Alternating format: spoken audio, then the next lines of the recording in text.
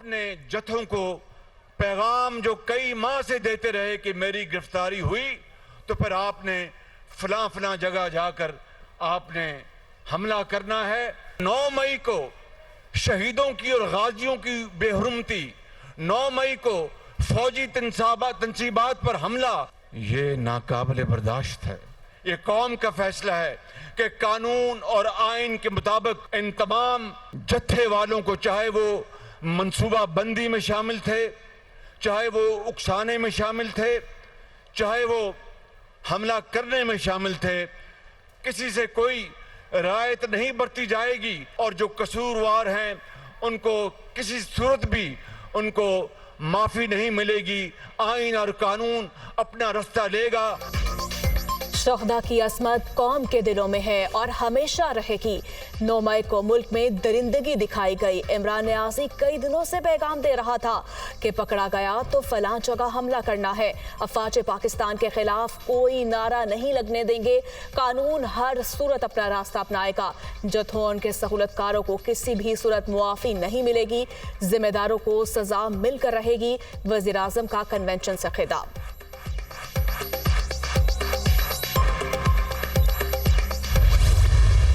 जितनी बड़ी कुर्बानियाँ हमारे शोहदा देते हैं, इनकी वजह से पाकिस्तान कायम है। इनकी कुर्बानियों की वजह से मैं और आप सुख और चैन के साथ रहते हैं।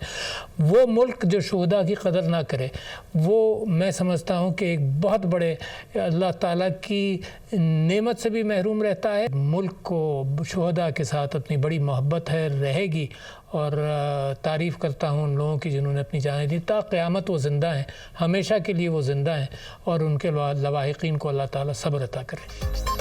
पाक army, navy, air force, rangers, police और दीगर सिक्योरिटी इदारों की कुर्बानियों ने मुल्क की दिफा नाकाबिले तस्खीर बनाया।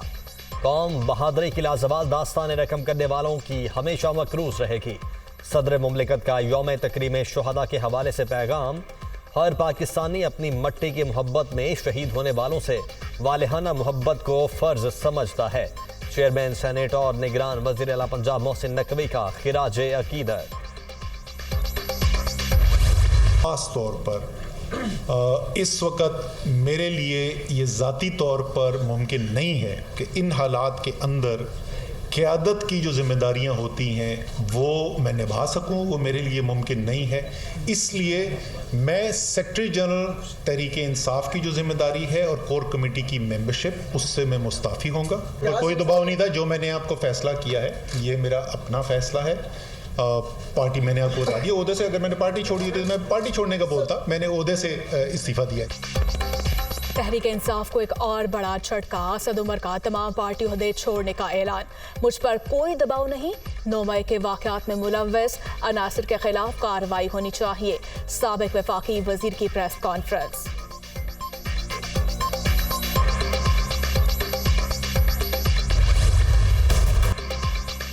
फवाद चौधरी भी इमरान खान को छोड़ गए। साबिक वफाकी वजीर का तहरीक इंसाफ से अलहदगी और सियासत में ब्रेक का ऐलान।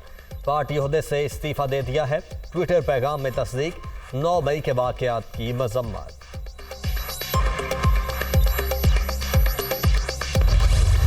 9 मई का वाक़या हुआ है, उसके बाद मैंने फ़ैसला किया है कि मैं इस वाक़ये की पुरज़ोर मजम्मत करता हूँ। मैं पाक फ़ौज के साथ हूँ और ये जो कुछ हुआ है इसकी मैं फिर एक बार मजम्मत करता हूँ और मैं PTI छोड़ने का ऐलान करता हूँ। तहरीक इंसाफ को खुदाफिज कहने का सिलसिला जारी। सलीम अख्तर भी पार्टी छोड़ गए। 9 मई वाक़यात की शदीद मजम्मत। इंतखाबी टिकट भी वापस कर दिया। साबिक अरकान असम्बली साइमा नदीम और नादिया शेर ने भी PTI से राहें जुदा कर ली।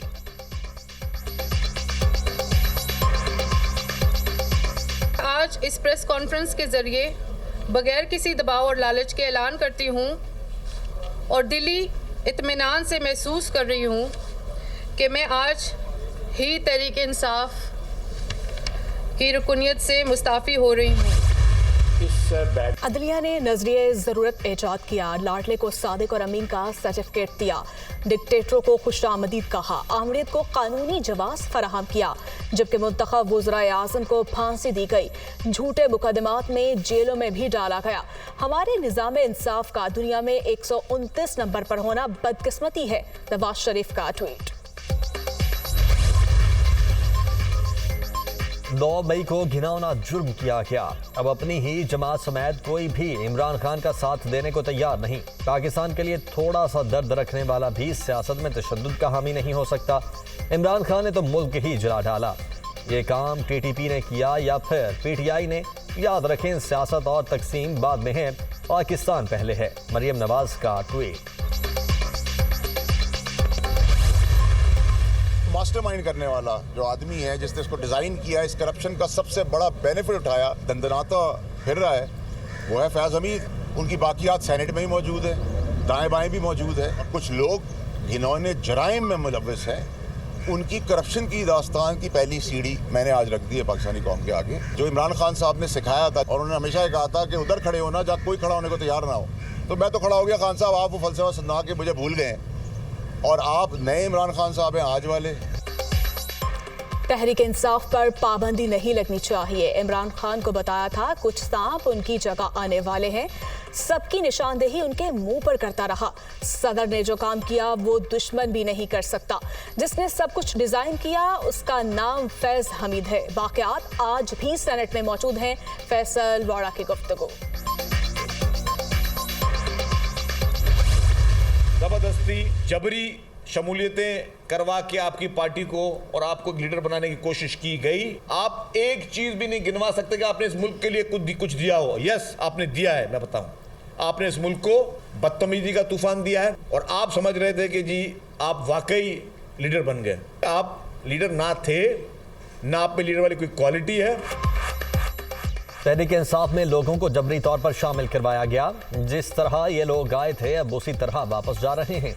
इमरान खान ने नौजवान नस्ल को गालम गलोच के सिवा कुछ नहीं सिखाया। इनमें लीडर वाली कोई भी खूबी नहीं है। सिफारती महाज पर भी पाकिस्तान की साख खराब की गई।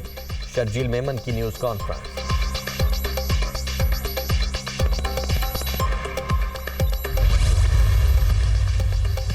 तहरीक इंसाफ की मजीद विकटें गिरने का इम्कान। जहांगीर तरीन के लाहौर में डेरे, सियासी दफ्तर कायम।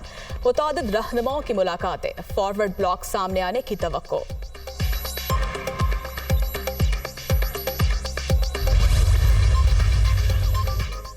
तहरीक इंसाफ के रहनुमाओं की गिरफ्तारियों का मामला। पुलिस ने नाम ECL में डालने की सिफारिश कर दी। वजारत दाखिला को बाज़ाब्ता दरखास्त भिजवा दी गई।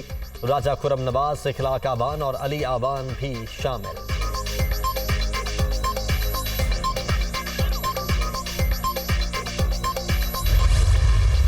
अपना GHQ पहुंचना है। GHQ ठीक है, निकल आई हूँ क्योंकि मैम कवल निकली हुई है, तो मैं निकल आई हूँ। तो अब मैंने तुझे सिर्फ ये बताना था, फैजाबाद वगैरह में आदमी जा रहे हैं, GHQ की तरफ मैम कवल ने कहा है कि आना है। GHQ पर हमले में मुबैना किरदार कवल शौसफ ने चना हेडक्वार्टर्स पहुंचने का कहा। साबिक MPA फरा ने पैगाम आगे पहुंचाया। PTI के खवातीन रहनुमाओं की मुबैना ऑडियो लीक।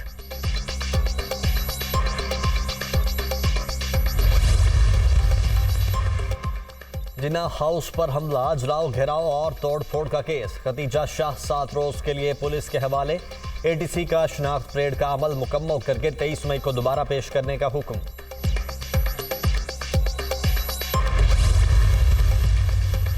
निगरान वजीर आला पंजाब की सदारत में इजलास। अमन अमान की सूरत हाल पर गौर। मफरूर शरपसंदों की जल्द गिरफ्तारी यकीनी बनाने का हुक्म। सहूलतकारों के खिलाफ क्रैकडाउन के हवाले से ब्रीफिंग। दहशत गर्दी वाकयात में मुलविस हर मुल्जिम जेल जाएगा। मोहसिन नकवी का आज़म।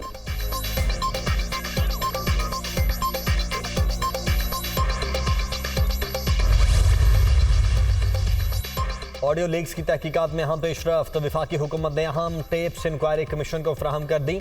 ऑडियोज के साथ मजाज अफसर के दस्तखत से ट्रांसक्रिप्ट भी जमा करवा दिया गया।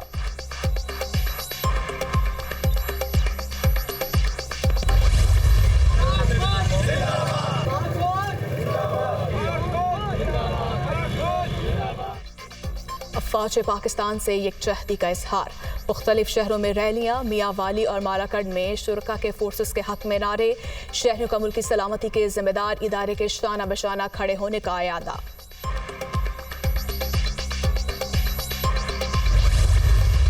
वज़ीर-ए-आज़म शहबाज शरीफ की सदारत में विफाकी काबीना का इजलास। मुल्क की सियासी और मुआशी सूरत हाल पर गौर। आइंदा माली साल के हवाले से हिकमत अमली पर भी तबादला ख्याल।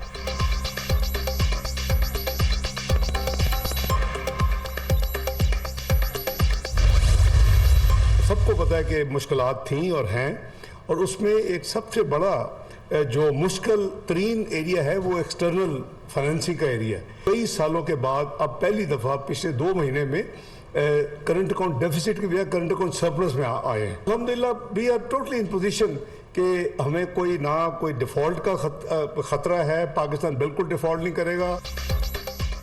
चैलेंजेस के बावजूद मुआशी बेहतरी के लिए दिन रात कोशिशें जारी। पाकिस्तान किसी भी सूरत डिफॉल्ट नहीं करेगा। वज़ीर खजाना इसहाक डार का तकरीब से खिताब।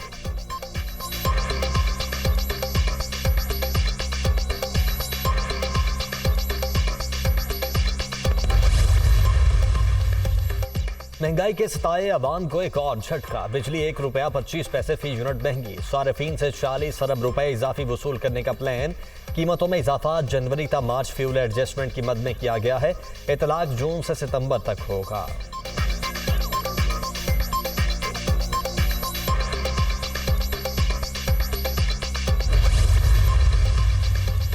मेयर कराची का इंतखाब 15 जून को होगा। इलेक्शन कमीशन ने डिप्टी मेयर, चेयरमैन और वाइस चेयरमैन की सीटों पर इंतखाब का शेड्यूल भी जारी कर दिया। कागजात नामजदगी 9 और 10 जून को जमा होंगे। जांच पड़ताल 11 जून को की जाएगी। इसी पे इंतखाब का अमल शफाफ बनाने के लिए पुरअज़्म।